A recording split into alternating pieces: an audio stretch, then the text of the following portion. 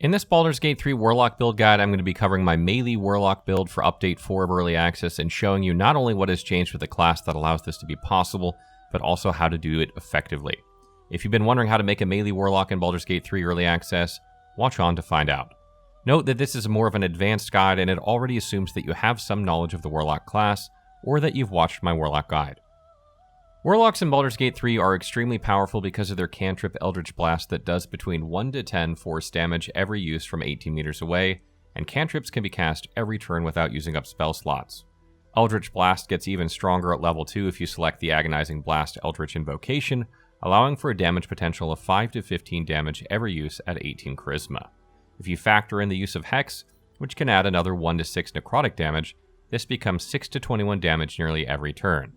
And that's even before you would mention that Eldritch Blast gains advantage if used from elevation. Why on earth would anyone want to play a Melee Warlock in Early Access then? If you factor all those things together, it seems like there would be no reason to, but there is, and that's because of the change to the Eldritch Invocation Devil's Sight in Update 4. Devil's Sight now allows Warlocks to see inside their darkness spell, and not suffer blindness while standing in it. So what? Big deal, right?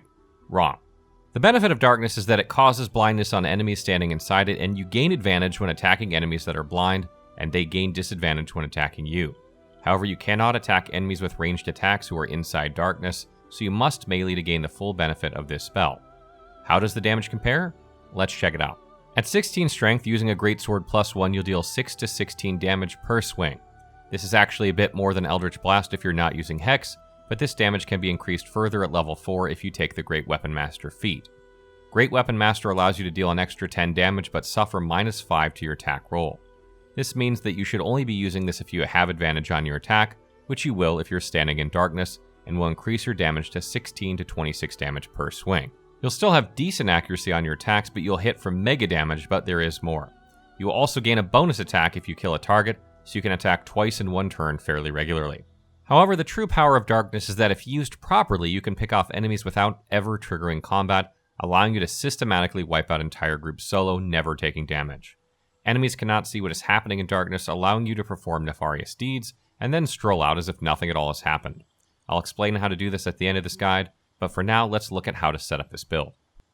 In order for this build to work with the most efficiency, you must select the Githyanki race during character creation, and there are a few reasons for that. First, you need the added strength bonus so that you can get to 16 strength in character creation. Second, you gain medium armor proficiency, increasing your armor class.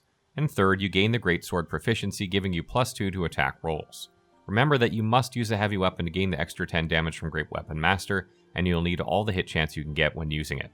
For abilities, you need 16 strength for attack and damage rolls while in melee. You need 14 dexterity for +2 armor class that medium armor allows, as well as for the bonus on stealth skill checks.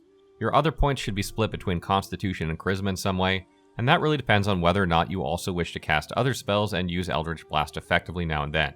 You need to maintain concentration to keep darkness up, but you should hardly ever be hit. This is what my abilities look like on my build, but you can swap Constitution and Charisma around if you prefer.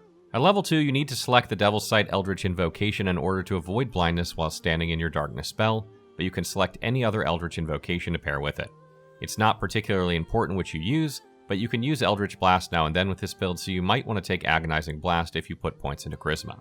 The subclass I recommend taking here is the Fiend because you will almost never use the extra spells from the Great Old One, and gaining a damage bubble when you kill an enemy can come in handy. You don't really need it either, but of the two, the Fiend is much more likely to play a role in combat.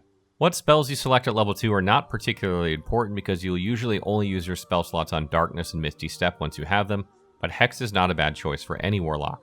I find I almost never use it with this build because Darkness requires concentration, but it is not bad to have for those times when you don't use Darkness. At level 3, you'll obviously select Darkness and you can swap out any other spell for Misty Step. Misty Step is useful for when you need to take out ranged units that won't come into your Darkness, or you want to get up high in Eldritch Blast. You should only need to cast 1 Darkness per battle, so it's good to have Misty Step available in case you need to make a swift departure. You will also gain a Familiar at level 3, and the Imp now comes standard with Dark Vision in Update 4 and can also see inside your darkness. This allows it to use the same strategy as you, attacking enemies in the darkness with much better hit chance and avoiding damage at the same time. Always use the Imp when you can. At level 4, you'll gain a feat, and you really have 2 options here. You can either take Ability Score Improvement and take 2 Strength, giving you a total of 7 to 17 damage on your melee attacks with a Greatsword +1, or you can take Great Weapon Master. Of these two, I suggest taking Great Weapon Master because it's one of the few builds in early access that can really take advantage of it and make it work properly, but the choice is up to you. At the beginning of the game, swap your armor and weapons immediately with Lysel in order to get better armor and a longsword. Swap out this armor for Chain Shirt or Chain Shirt +1 as soon as you gain Darkness because you don't want disadvantage on stealth rolls. It's very bad for this build. However, you won't gain Darkness until level 3 anyhow, so having higher armor class early on is better.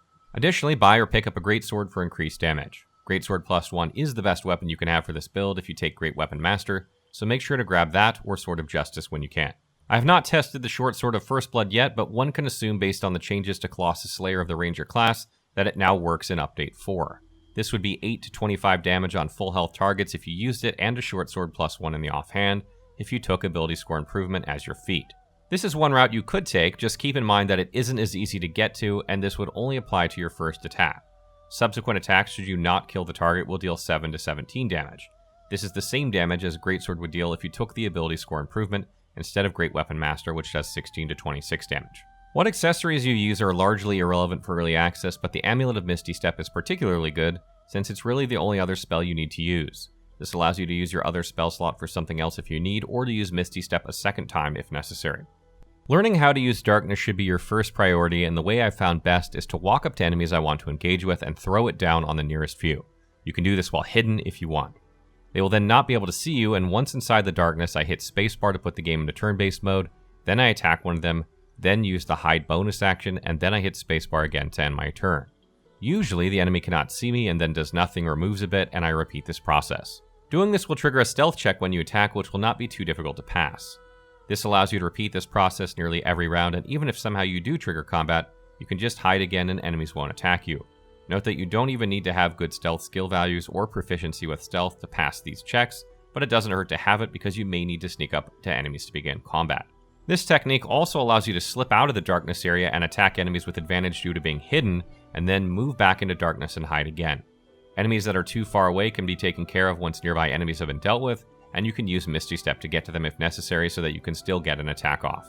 One thing to note is that while Darkness makes it easier to pickpocket merchants because NPCs cannot see you while doing so, it doesn't reduce difficulty checks. Still, if you want to take skill proficiencies in stealth and sleight of hand, you can use them to great effect with this build. Coincidentally, the Urchin background gives you both. Stay tuned for more Baldur's Gate 3 content on this channel, including build guides, and be sure to drop by our Twitch channel if you have questions about the game, and check out the BG3 wiki if you're looking for something specific.